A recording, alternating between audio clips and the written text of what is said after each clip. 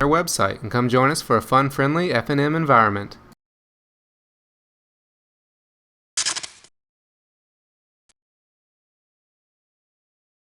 From KlotzProductions, and welcome back to Game 3 of the quarterfinals at PTQ Theros. It was a fairly slow start for this game, with Rob being on the play and playing a Dragonskull Summit, then Scott playing a Rootbound Crag, and Rob playing a Clifftop Retreat and passing it back.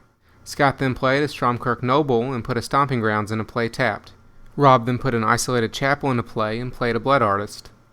Scott exiled the Blood Artist with a Pillar of Flame and then put a Madcap Skills on a Stromkirk Noble.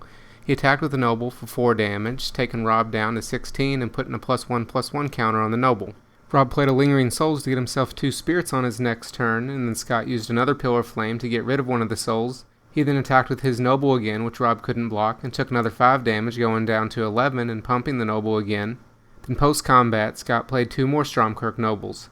Rob just flashed back his Lingering Souls on his next turn to get 2 more spirits. Then Scott used a 3rd Pillar of Flame to get rid of another one of the spirits.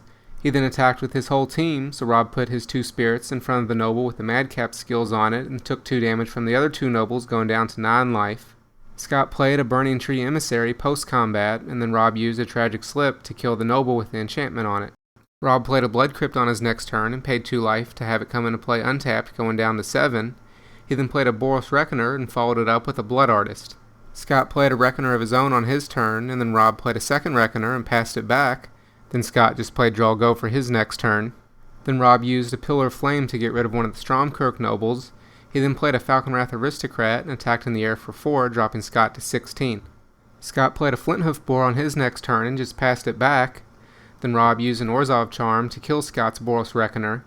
He lost 3 life, going down to 4, but now that Scott's Reckoner was out of the way, Rob was able to safely cast a Blasphemous Act.